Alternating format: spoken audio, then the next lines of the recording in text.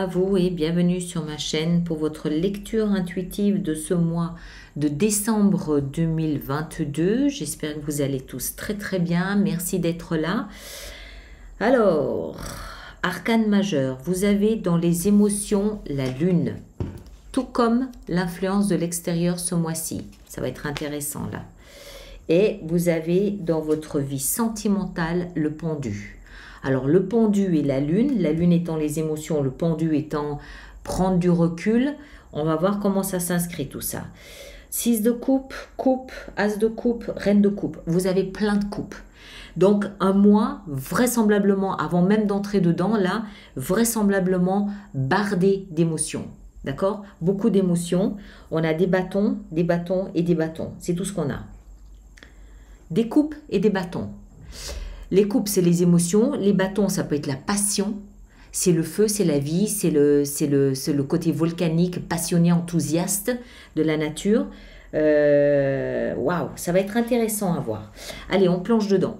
Le mois dernier, vous aviez comme influence de l'extérieur, vous aviez le jugement. D'accord? Ce mois-ci, vous avez la lune. Le jugement, il y a deux manières de le voir. C'est un renouvellement de quelque chose, un recommencement de quelque chose, une deuxième chance.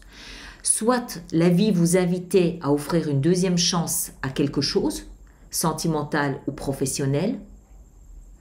Soit vous avez eu cette sensation vous-même de vous offrir à vous une deuxième chance, comme une deuxième naissance, comme un renouvellement de qui vous êtes, une réincarnation finalement.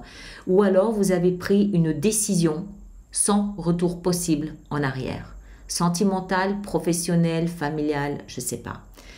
Toujours est-il que ce que vous avez fait en novembre vous amène ce mois de décembre à plonger dans vos émotions. L'énergie de l'extérieur vous invite ici à regarder vos émotions en face, à vous interroger sur vos émotions peut-être, à les ressentir, à les accueillir, à les accepter, à les vivre. Avec la lune, il y a aussi cette notion, la lune elle change tous les jours. D'accord, elle change de signe, elle évolue, elle bouge tous les jours, elle est pleine, elle est croissante, décroissante, elle monte, elle descend, elle bouge tout le temps. Donc il y a une notion de fluidité. Donc il est possible aussi que ici, l'énergie de l'extérieur vous demande une certaine forme de fluidité dans vos émotions ou dans un autre domaine. On va voir, on va essayer de comprendre. Alors, vos émotions, à vous, on retrouve cette même lune. Donc, c'est vraiment, il est question ici de vos émotions. D'accord? On vous interpelle sur vos émotions. Comment sont-elles? Comment les vivez-vous? Quel est votre rapport à vos émotions? Est-ce que vous les laissez s'exprimer? Est-ce qu'elles vous submergent? Est-ce qu'elles vous dépassent? Quel est votre rapport? Quelle est votre relation avec vos émotions? Et avec ça, 5 de bâton. Alors, 5 de bâton, c'est une énergie un peu chaotique. C'est une énergie que moi je considère être compétitive. Il faut y voir en fait un défi qui vous est lancé, un challenge que vous avez à relever. Il y a une notion de compétition avec vos émotions. Alors, les deux ensemble, avec l'énergie ici, l'impact et le jugement du mois de novembre, moi ce que je comprends, c'est que vous êtes défié par vos propres émotions. Vous êtes mis au défi, vous mettez vous-même au défi de considérer vos émotions, de les regarder droit dans les yeux, de les interpréter, de les accueillir, les accepter, peut-être de réévaluer votre rapport à vos émotions. D'accord? Ce que vous voulez le plus, c'est retourner dans un espace où émotionnellement vous vous sentiez en sécurité. C'est-à-dire peut-être l'enfance ou en tout cas un passé. Il y a une grande notion d'enfance avec cette 6 de coupe.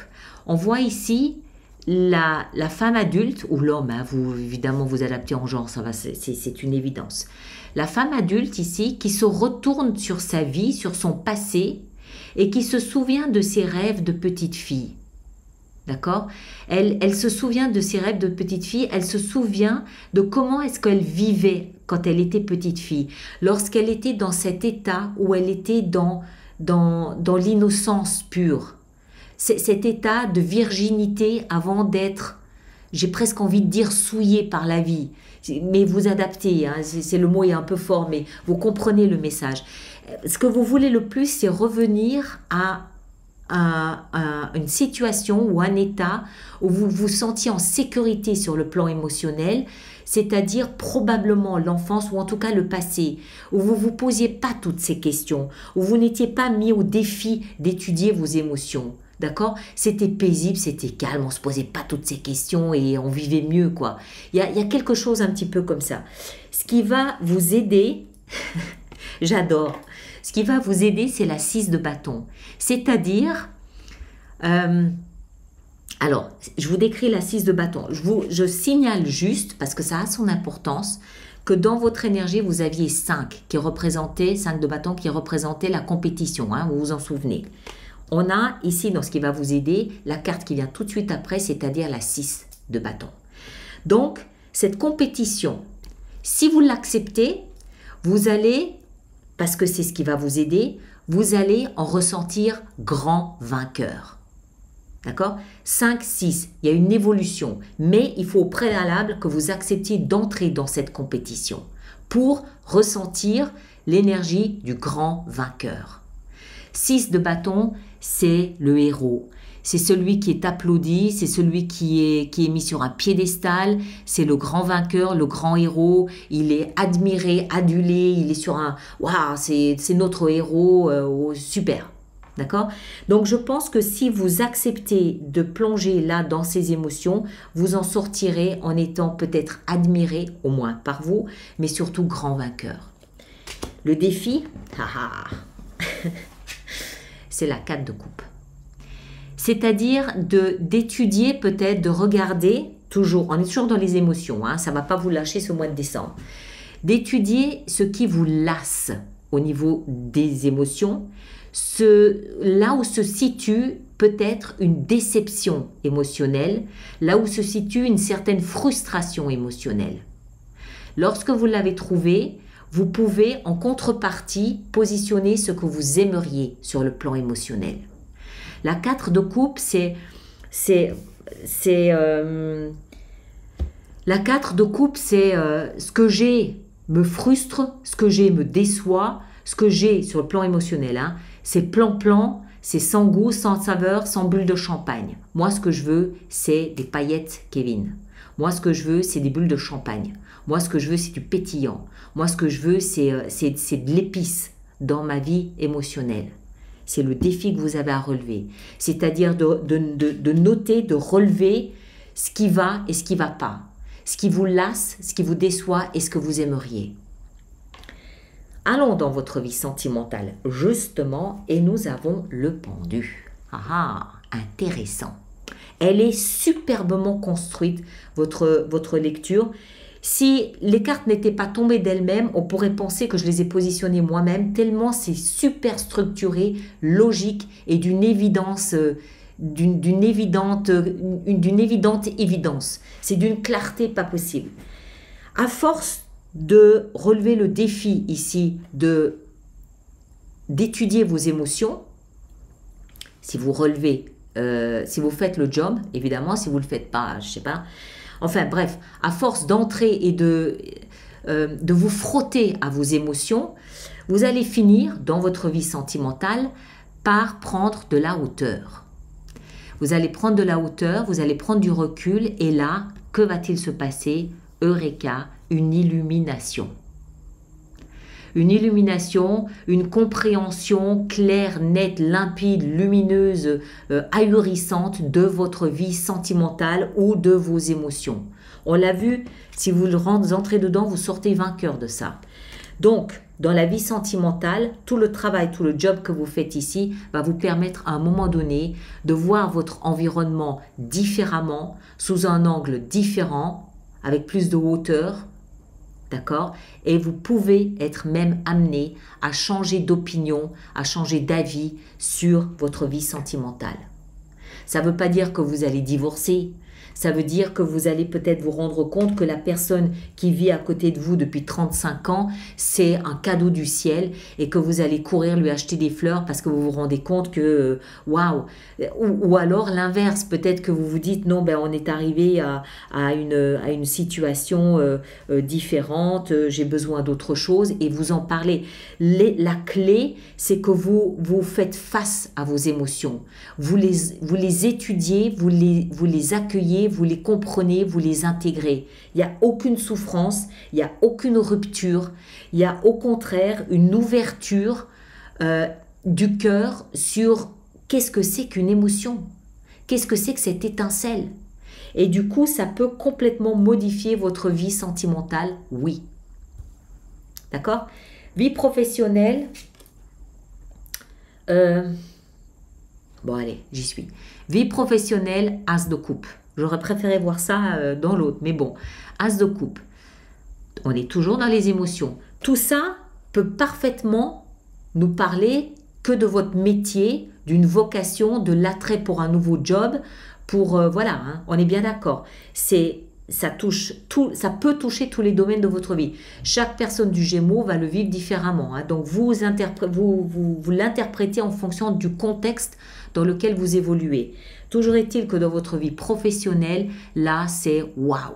Soit vous êtes tombé sur le métier qui vous va comme un gant, soit vous êtes tombé sur le poste qui vraiment va vous remplir d'émotions, de joie, de bonheur. Ça peut aussi nous expliquer que vous travaillez dans un domaine qui requiert une grande compréhension et une ouverture à vos émotions. Vous êtes peut-être dans un domaine où vous avez besoin d'exprimer des émotions. Si vous êtes artiste, par exemple, on comprend parfaitement le cheminement ici. Je veux faire de ma vie professionnelle, de ma vie d'artiste, ma vie professionnelle, mais je comprends que je dois ouvrir toutes grandes les portes de mon cœur, de mes émotions, pour pouvoir les exprimer dans mon travail.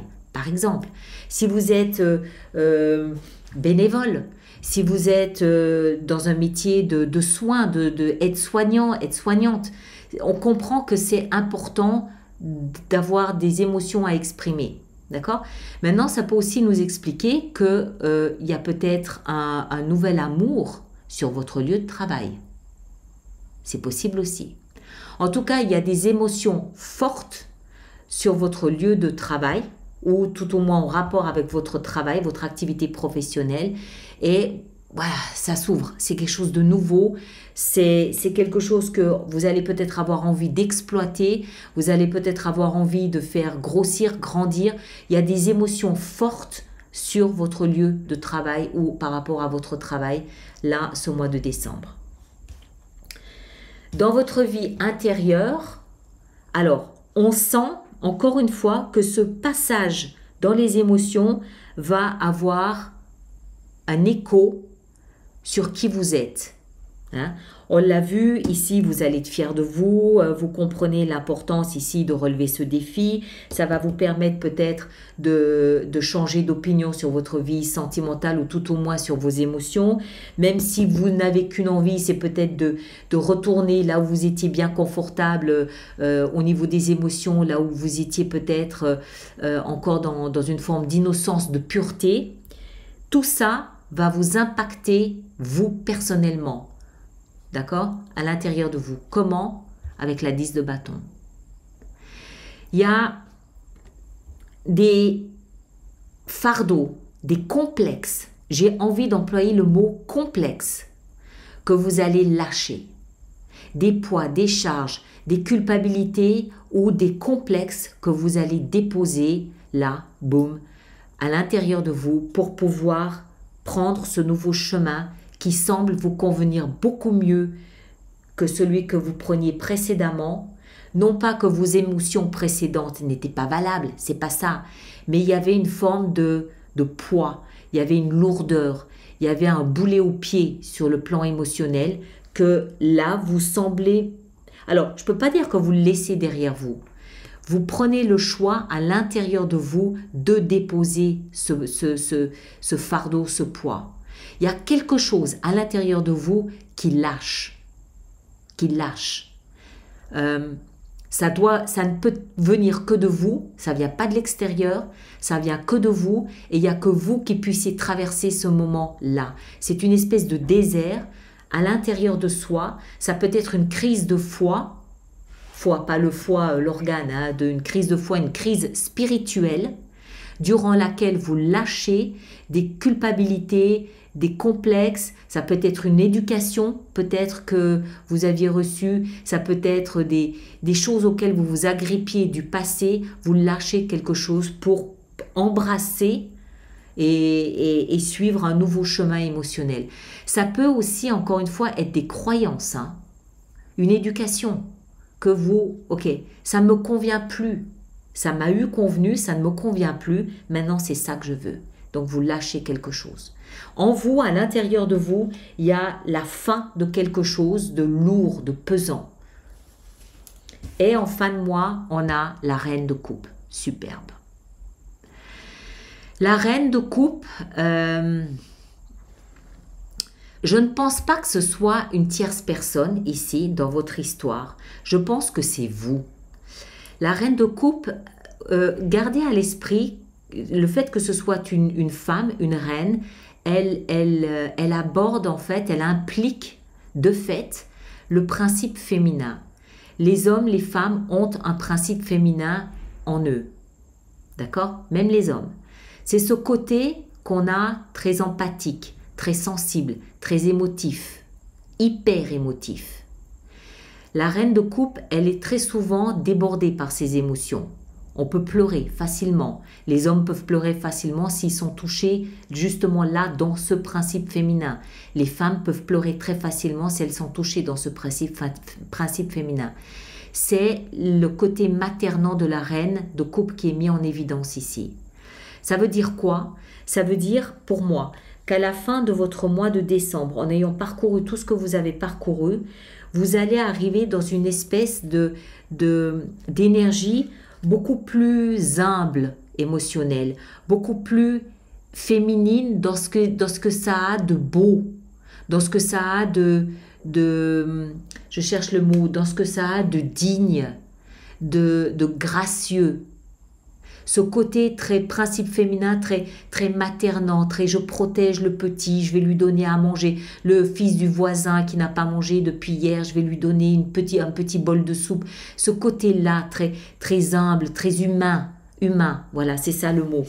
Vous entrez dans une phase, dans un état d'être émotionnel très humain, très proche, beaucoup plus proche de vos émotions que précédemment.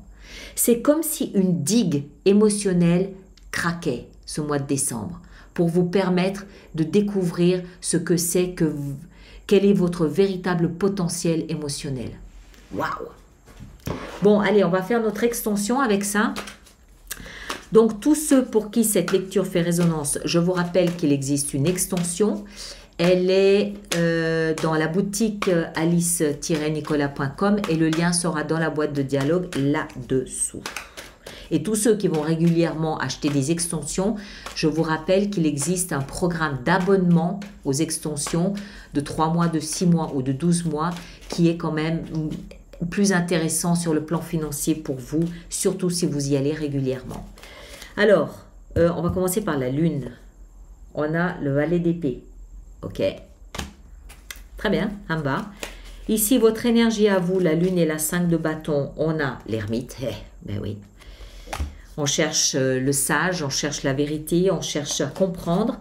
6 de coupe dans ce que vous désirez le plus, le chevalier d'épée.